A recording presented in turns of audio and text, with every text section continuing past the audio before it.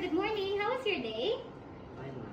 Okay. By the way, I am Marimay Rogelio. I am a medical student at Southwestern University, FINMA, and I will be doing your chest examination.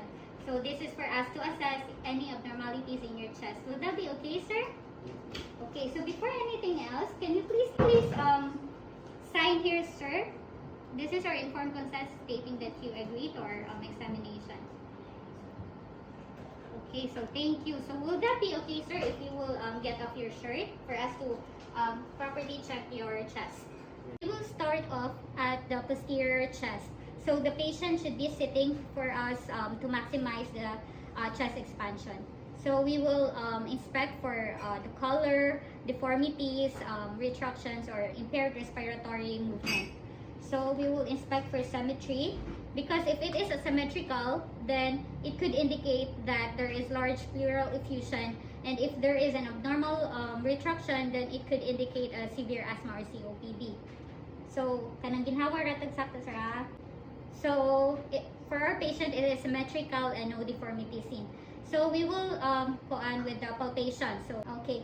So is it okay if I will put my thumbs on your chest, sir? Yes, Ako ibutang ako ang kuan sa imong likod ha. Okay. So we will now feel for the chest expansion. So we will put our thumbs at the pant ribs. And there should be an equal expansion of the lungs, because if there is a unilateral delay in expansion, then it could indicate that there is chronic fibrosis and lobar pneumonia. So ginhawa ra taglalom, sir ha.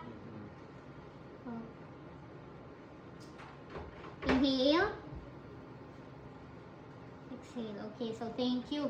So now, after doing the chest expansion, then we will proceed with the tactile fremitus. So tactile fremitus is the vibration in the chest wall when the patient is speaking, and we will palpate and compare symmetric areas of the lungs.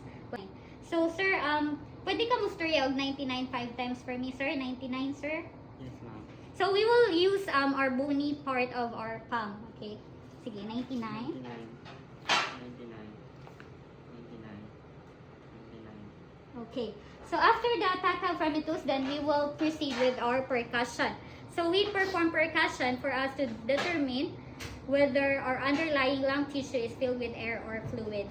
So okay ra nimo, sir, if i-bend nimo imong ulo gamay, then your chest on your hands on your chest like this. Yes, ma'am. Okay, so we will percuss.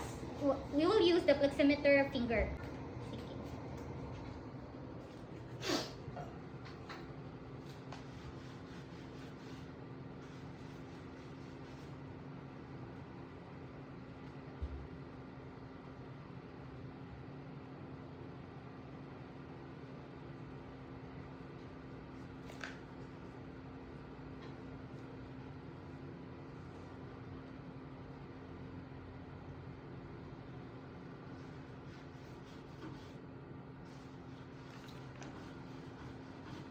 Okay, so there should be normal, the normal sound should be resonance, and if it is dull, then there could be a fluid or solid tissue that occupies the lung or in the pleural tissue. After the percussion, then we will proceed with the auscultation. So we will use the diaphragm of our stethoscope, because it is best for transmitting high-pitched sounds. So we will listen for the breath sounds with the same pattern with the percussion. So ladder like. Yes, ma'am. So ginawa ra taglalong gyapon, sir ha. Yes, ma'am.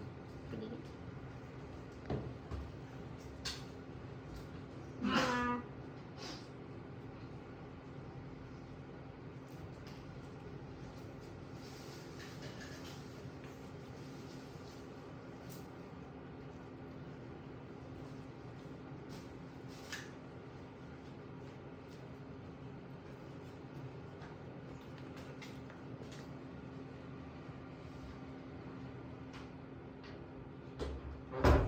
Okay, so thank you. So there is no crackles or any adventitious sounds heard on the patient. So after auscultation, if we hear an abnormally located bronchovesicular breath sounds, then we need to assess for the transmitted voice sounds. So we will use again the diaphragm of our stethoscope, and we will let the patient say 99. So sir, ra tagyapon og 99 sir ha? Yes, ma'am. 99. 99, 99, 99, 99, 99, 99, 99, 99. Okay. So if there is an increased transmission of voice sounds, then it suggests that the lungs are blocked with secretions or inflammation. So now we are at the anterior chest. We will do the same thing, the same procedure that we did at the posterior chest. So again, we will inspect the chest for any deformities or abnormal retractions and impaired respiratory movement. So we will also assess for the color if it's cyanotic or pale. Ginhawa ra taglalong sir ha? So okay, so there is symmetrical and no deformity seen. So next is palpation. We will do chest expansion. So before, mo-assess as a patient if he felt any pain. So natay ma-feel nga pain any part of your chest, sir? Wala? Okay. So we will assess for the chest expansion. So again, sir, mubutang ko sa akong kamot sa imuhang chest area. Okay ra, sir? Okay. So, ginhawa, sir.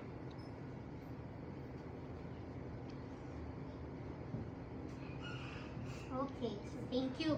And next, we will feel for the tactile fremitus. Sir, musturya ra gyapon ta og 99, sir, ha?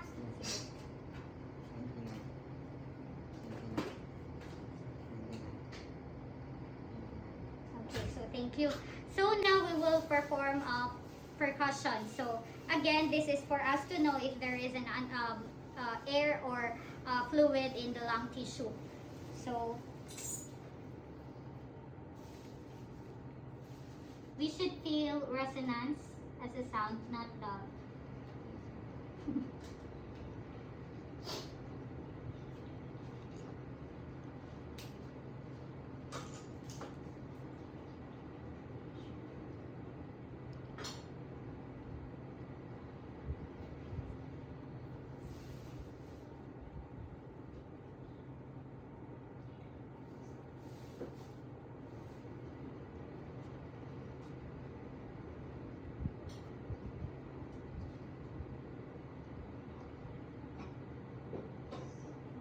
Thank you.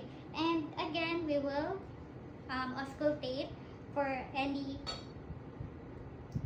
abnormal breath sounds. So, ginhawa ra taglalong, sir. Ginhawa.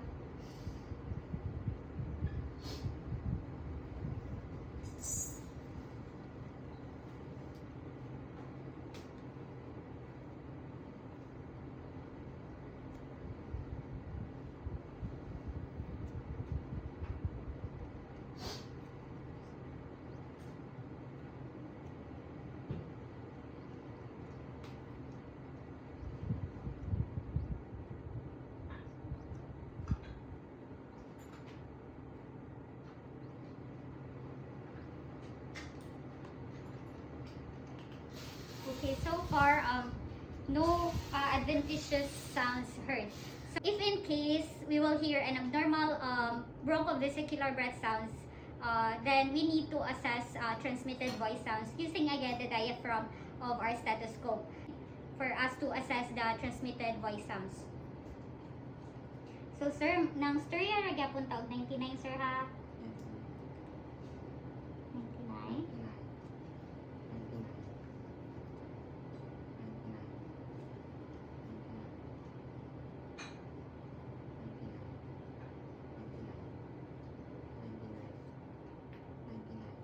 Okay, so if there is an increased transmission of voice sounds, then it could indicate that the lungs are blocked by secretions or inflammation. So we're done with our physical examination, sir, of your chest. And okay ra imong gibati, sir? Okay ra? Okay, so thank you for your patience. Thank you for your participation as well.